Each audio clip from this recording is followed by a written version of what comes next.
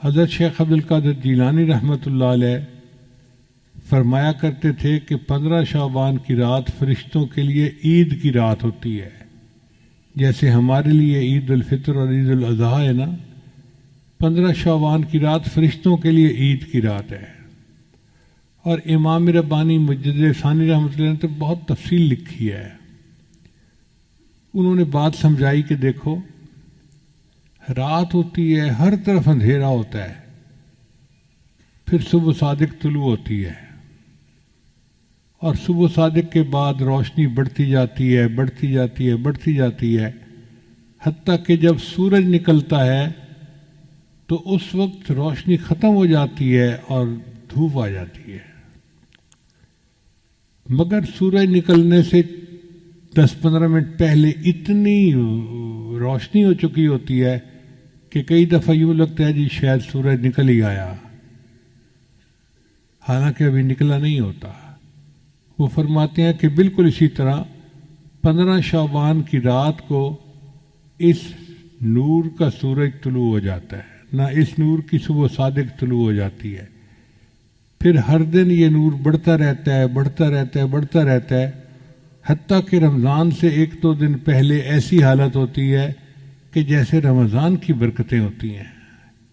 اس لیے نبی علیہ السلام شعبان میں کثرت سے روزہ رکھتے تھے۔ صلاۃ تسبیح کا پڑھنا عبادت ہے، اور کل کے دن کا روزہ رکھنا بھی سنت ہے۔ بیکی شریف کی روایت ہے، نسائی میں بھی اس کا تذکرہ ہے کہ شعبان کا مہینہ رجب اور رمضان کے درمیان ہے، جس کی فضیلت سے لوگ بے خبر ہیں۔ اس مہینہ میں بندوں کے اعمال پیش کیے جاتے ہیں۔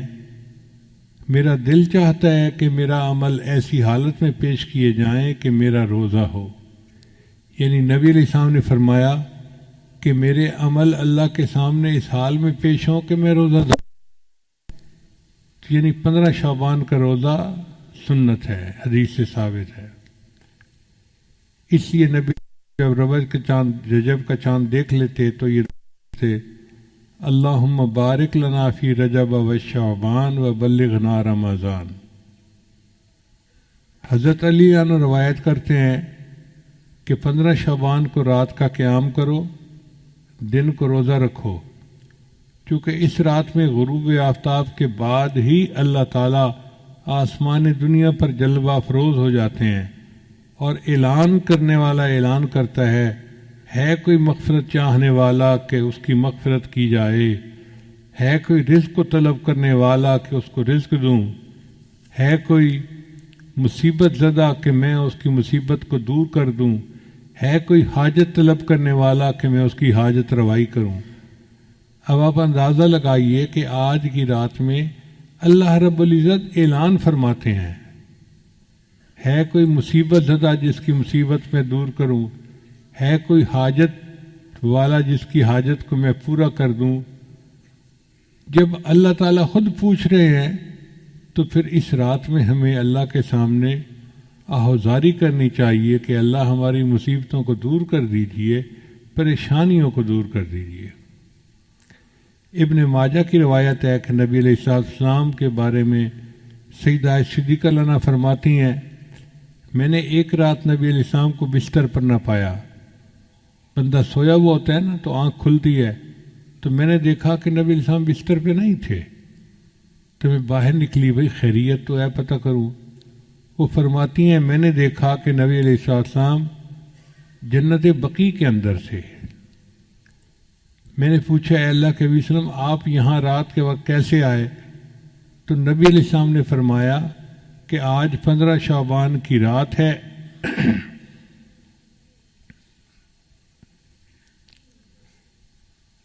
اس رات میں اللہ آسمان دنیا پر تشریف لاتے ہیں اور بنی کلب کی بکریوں کے بالوں سے زیادہ لوگوں کی مغفرت فرماتے ہیں۔ بنی کلب ایک قبیلہ تھا مدینہ میں جو بکریاں پالنے میں مشہور تھا، ہر گھر والوں کے پاس بکریاں ہوتی تھیں۔ اب آپ اندازہ لگائیں کتنی بکریاں ہوں گی، اگر 200-400 بکریاں ایک گھر کے پاس ہوں تو پھر کتنے لوگ ہوں گے، ہزاروں بکریاں۔ بعض حدیث میں آتا ہے کہ قبیلے کے پاس اتنی بکریاں تھیں کہ جب سب بکریاں نکالتے تھے تو 2 پہاڑوں کے درمیان کی پوری وادی بکری بھر جاتی تھی. اب 2 پہاڑوں کے وادی بکریوں سے بھر جاتی تھی تو کتنی تعداد ہوگی. پھر بکری کے جسم پہ کتنے بال ہوتے ہیں اس پر بھی غور کریں. ہمیں تو اندازہ نہیں ہے. ہمارے ایک دوست تھے ماشاءاللہ، وہ فارغ البال گنجے تھے. میں ان کو پیار سے فارغ البال ہی کہتا تھا. ایک دن میں گیا تو اس نے نا ایک لٹ جو ہے نا بالوں کی یوں لگائی ہوئی. تو میں نے پوچھا کہ بھائی آپ نے یہ بال کیسے لگوائے؟ کہتے حضرت ٹرانسپلانٹ کروائے ہیں. میں نے کہا ٹرانسپلانٹ کروانے تھے تو سارے کروا لیتے. کہنے لگا حضرت ایک بال کے بدلے انہوں نے $1 لیا ہے اور میں نے $10,000 پے کر کے یہ بال لگوائے ہیں.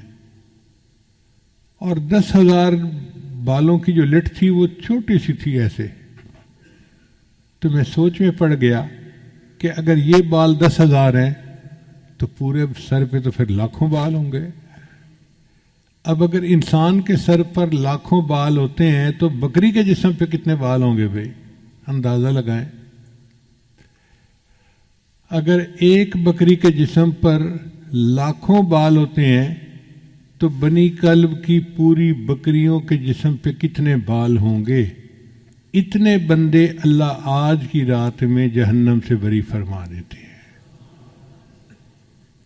اس لیے یہ بہت بڑی خوشخبری کی بات ہے. بہقی شریف کی روایت ہے کہ اس رات میں وہ سب بنی آدم لکھ لیے جاتے ہیں جو اس سال مریں گے اور جو بچے اس سال پیدا ہوں گے. اس رات بندوں کے اعمال اٹھائے جاتے ہیں اور اسی میں ان کے رزق نازل ہوتے ہیں. اب جو بے اولاد لوگ ہیں وہ آج کی رات میں اللہ سے دعا مانگیں کہ اللہ ہمیں اولاد والی نعمت عطا فرما، چونکہ فیصلے آج کی رات ہونے ہیں. جب افسر کی قلم چل رہی ہو فیصلے کی تو اس وقت فیصلہ لکھوانا اپنی مرضی کا آسان ہوتا ہے. جب ایک دفعہ لکھا جا چکے پھر اس فیصلے کو بدلوانا یہ مشکل کام ہے. ہم 15 شعبان کی رات کو تو دعائیں مانگتے نہیں اور پھر پورا سال روتے رہتے ہیں جی دعا قبول نہیں ہوتی، دعا قبول نہیں ہوتی، دعا قبول نہیں ہوتی. دعا کیوں نہیں قبول ہوتی؟ ہوتی ہے لیکن اس کے مانگنے کا وقت ہوتا ہے. تو آج کی رات کی اہمیت کا اندازہ لگانا چاہیے. ابو امامہ باہلی رضی اللہ عنہ ایک صحابی تھے. جب وہ نبی علیہ السلام کے پاس آئے تو اللہ کے محبوب صلی اللہ علیہ وسلم کو یہ حکم ملا کہ ان کا اکرام کرو. تو نبی علیہ السلام نے ان کے لیے اپنی چادر بچھا دی. مگر ان کا ایمان سے نور سے سینہ منور ہو چکا تھا. وہ آئے اور انہوں نے چادر کو اٹھا کے چوما. اے اللہ کے وسلم میں آپ کی چادر پہ پاؤں نہیں رکھ سکتا.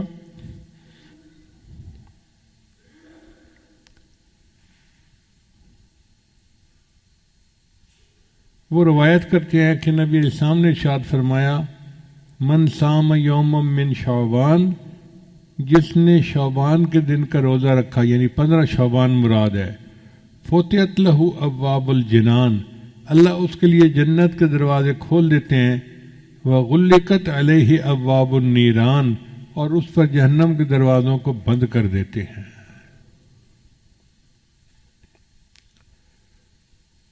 ہمارے سلسلیہ نقشبندیہ کے سرخیل امام سیدنا صدیق اکبر رضی اللہ تعالیٰ عنہ فرماتے ہیں قوموا لیلۃ نصف من شعبان، کہ نصف شعبان کی رات کو تم قیام کرو. فإنہا لیلۃ مبارکہ، یہ مبارک رات ہے.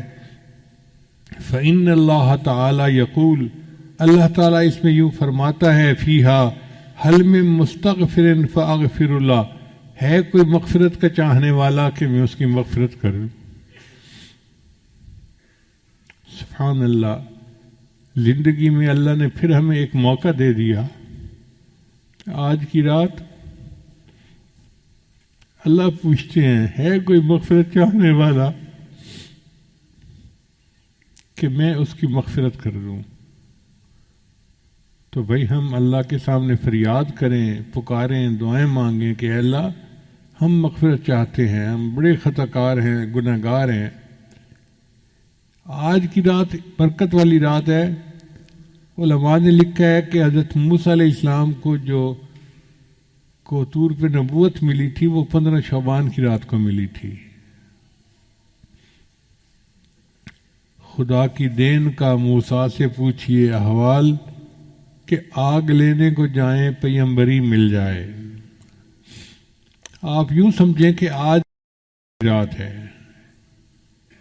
رزق کے فیصلے آج کی رات ہوں گے. انسان کو مال کتنا ملنا ہے اس کے فیصلے آج کی رات ہوں گے. کس کا نکاح ہونا ہے اس کے فیصلے آج کی رات ہوں گے. کس کو بچے ملنے ہیں فیصلہ آج کی رات ہوگا. صحت والی نعمت ملنی ہے اس کا فیصلہ آج کی رات ہوگا. کس کو آئندہ سال زندگی ملنی ہے فیصلہ آج کی رات ہوگا. اب رزق تو اللہ تعالیٰ نے ہمیں پہنچانا ہے. ہم اگر کہنا کہ اللہ ہمیں رزق نہ دے پھر بھی اللہ رزق دیں گے چونکہ ذمہ اس نے لیا ہوا ہے. اب جو لوگ بھوک ہڑتال کرتے ہیں ان کے ساتھ کیا ہوتا ہے؟ ان کو زبردستی جوس پلائے جاتے ہیں، اور جو انکار کرتے ہیں تو پھر ڈاکٹر آ جاتے ہیں، وہ پھر ان کو ٹیکے لگاتے ہیں. تم اگر منہ سے نہیں کھا رہے تو ہمیں تمہیں غذا تو دینی ہے، تو سوئیاں چبھو چبھو کے ان کو رزق دیا جاتا ہے.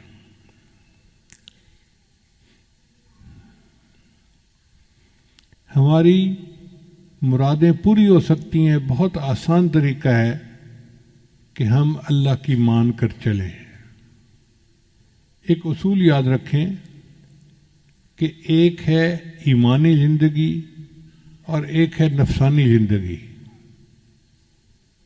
ایمانی زندگی گزاریں گے تو ہم امام عالم بنیں گے، اور نفسانی زندگی گزاریں گے تو ہم غلام عالم بنیں گے. آج کل کے حالات پہ نظر کر لیجئے. آج کل جتنے مسلمان ہیں سب غلام عالم بنے ہوئے ہیں.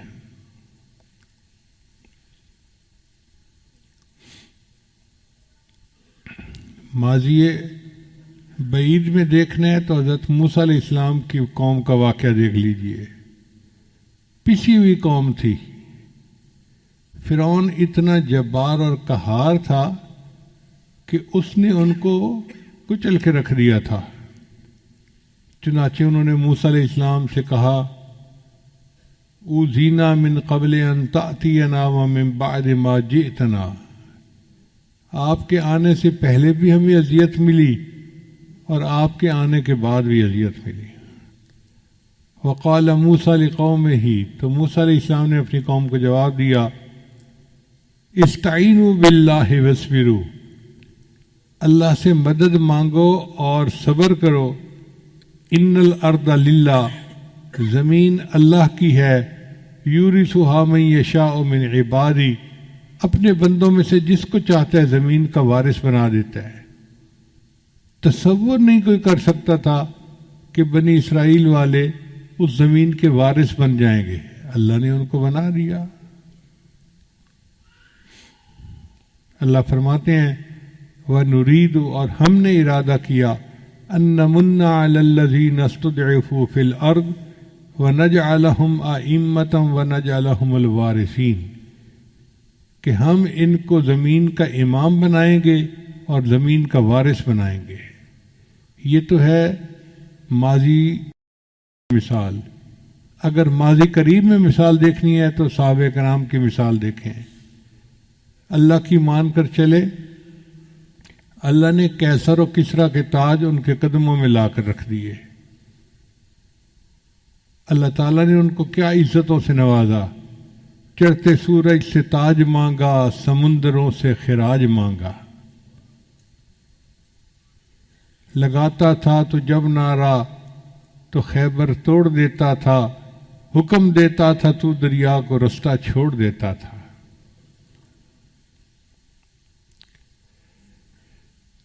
نبی آتے رہے، امام آئے، وہ دنیا میں خدا کا آخری لے کر پیام آئے، جھکانے آئے بندوں کی جبیں اللہ کے در پر، سکھانے آدمی کو آدمی کا احترام آئے۔ وہ آئے جب تو عظمت بڑھ گئی دنیا میں انسان کی، وہ آئے جب تو انسان کو فرشتوں کے سلام آئے۔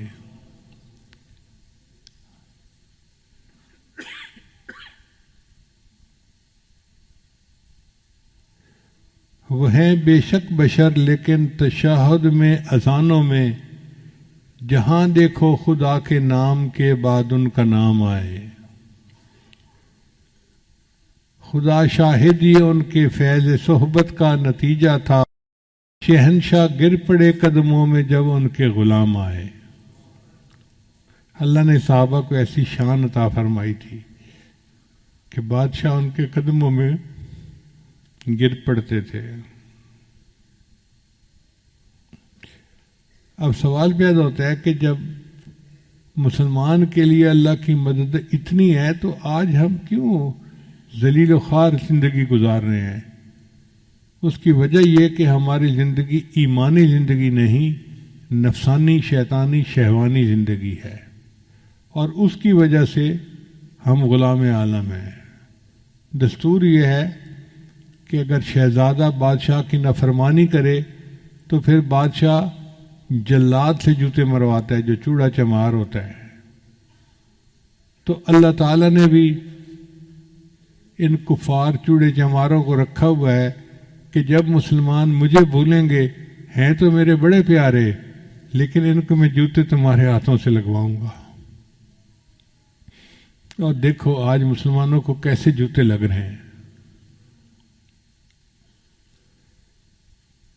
اللہ فرماتے ہیں اے بندے، ایک تیری مرضی ہے، ایک میری مرضی ہے۔ اگر تو چاہے کہ تیری مرضی پوری ہو تو میں تیری مرضی پوری نہیں ہونے دوں گا، اور اگر تو چاہے کہ میری مرضی پوری ہو تو میرے بندے میں تیری مرضی کو بھی پورا کر دوں گا، تجھے کامیاب بھی کر دوں گا۔ تو ہماری مرضیاں پوری ہوں گی جب ہم اللہ کی مرضی کو پورا کریں گے۔ علامہ اقبال نے کیا خوبصورت بات کہی، وہ ایک سجدہ جسے تو گراں سمجھتا ہے، ہزار سجدوں سے دیتا ہے آدمی کو نجات۔ علامہ اقبال کے عجیب اشعار ہیں، اعجاز ہے کسی کا یا گردش زمانہ، ٹوٹا ہے ایشیا میں سحر فرنگیانہ۔ اے لا الہ کے وارث باقی نہیں ہے تجھ میں، انداز دلبرانہ کردار قاہرانہ۔ تعمیر آشیاں سے میں نے یہ راز پایا، اہل جنوں کے حق میں بجلی ہے آشیانہ۔ تیری نگاہ سے دل سینوں میں کانپتے تھے۔ کیا خوبصورت بات کہی ہے، تیری نگاہ سے دل سینوں میں کانپتے تھے، کھویا گیا ہے تیرا جذبے قلندرانہ۔ یہ بندگی خدائی وہ بندگی گدائی، یا بندہ خدا بن یا بندہ زمانہ۔ اگر ہم بندہ خدا بنیں گے تو ہمیں اللہ امام عالم بنائیں گے، اور اگر بندہ زمانہ بنیں گے تو پھر ہم غلام عالم بنیں گے۔ کتنے لوگ ہیں جو آج قرضے کی وجہ سے پریشان ہیں، کسی نے بینک کے قرضے دینے ہیں، کسی نے لوگوں کے قرضے دینے ہیں، لوگ رسوا کرتے ہیں۔ کتنے لوگ ہیں جو گھر سے بے گھر ہیں، پردیس کے دھکے کھاتے پھر رہے ہیں کہ یہ اخراجات پورے نہیں ہوتے۔ کتنے لوگ مرض سے پریشان، بچے بیمار ہیں، ہسپتالوں کے چکر لگا لگا کے تھک گئے ہیں۔ کتنے لوگ نوکری نہ ملنے کی وجہ سے پریشان، کاروباری خسارے کی وجہ سے پریشان۔ کتنے لوگ ہیں بیٹی کے مناسب رشتے نہ ملنے کی وجہ سے پریشان، ان کو نیک قدردان لوگوں کا ساتھ نہیں ملتا۔ کتنے لوگ اولاد نہ ہونے کی وجہ سے پریشان۔ عورت تعلیم یافتہ بھی ہے، اچھے گھر کی بھی ہے، ہر صفت ہے اس کے اندر، مگر ساس دھمکی دیتی ہے تیری اولاد نہیں ہو رہی، میں بیٹے کی دوسری شادی کر دوں گی۔ نند ہے تو اٹھ سے بیٹھتے تانے دیتی ہے۔ اب اس عورت کی ٹھنڈی آہیں اللہ ہی جانتا ہے۔ کتنے لوگ ہیں کہ بچیوں کی شادیاں تو ہو گئیں، میاں کی درمیان محبت نہیں ہے۔ اب جس عورت کو شادی کے بعد خامد کی محبت نہ ملے تو اس کا گھر کیسے آباد ہوگا؟ ان سب کا علاج کیا ہے کہ ہم آج کی رات میں اللہ رب العزت سے سچی توبہ کریں اور خوب دعا مانگیں کہ اللہ ہماری ان پریشانیوں کو دور کر دیجیے۔ یہ پکی بات ہے، جو چاہیں اللہ چاہیں گے وہ ہوگا، جو نہیں چاہیں گے وہ نہیں ہوگا، چاہے ہم جو مرضی لگا لیں۔ جو اللہ تعالیٰ بنی اسرائیل کو من و سلوہ کھلا سکتا ہے، کیا امت محمدیہ کو دال روٹی نہیں دے سکتا؟ جو پروردگار بی بی مریم کو بے موسم کے پھل کھلا سکتا ہے،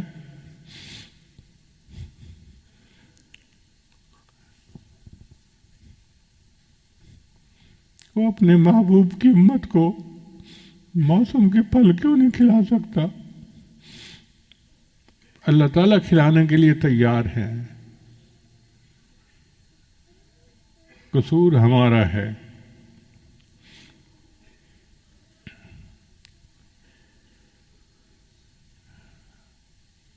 کہتے ہیں کہ پرائی بکری کو کوئی گھاس نہیں ڈالتا، ہم اللہ کے ہیں۔ اب ہم دوسروں کے دروازے پہ جائیں گے تو ہمیں دھکے ہی ملیں گے۔ ہمارا دروازہ اللہ کا دروازہ ہے، ہمیں چاہیے کہ ہم اس کے اوپر جھکیں۔ امت اس وقت پریشان ہے، صرف ہمارے ملک کے لوگ نہیں، پوری امت پریشان ہے، اور ہم اللہ سے دعا مانگتے ہیں کہ اے اللہ آپ امت کے اوپر ترس کھا لیجئے۔ آہ جاتی ہے اثر کو کھینچ لانے کے لیے، بادلو ہٹ جاؤ دے دو راہ جانے کے لیے۔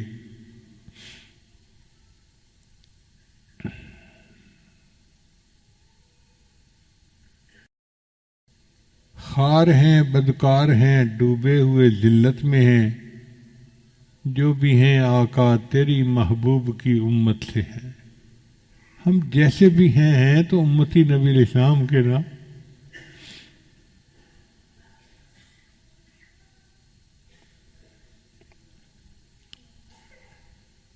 تو اللہ تعالیٰ اپنے محبوب صلی اللہ علیہ وسلم کی توفیل ہم پر خصوصی رحمتیں فرما دے، اور ہماری مرادوں کو اللہ تعالیٰ اپنی رحمت سے پورا فرما دے۔ اب پورے بیان کا خلاصہ یہی نکلا کہ سال کی ابتدا محرم سے ہوتی ہے جو مجاہدے کا مہینہ ہے، اور سال کی انتہا ذوالحجہ پہ ہوتی ہے جو مشاہدے کا مہینہ ہے۔ درمیان میں رجب کا مہینہ پڑتا ہے جو معراج کا مہینہ۔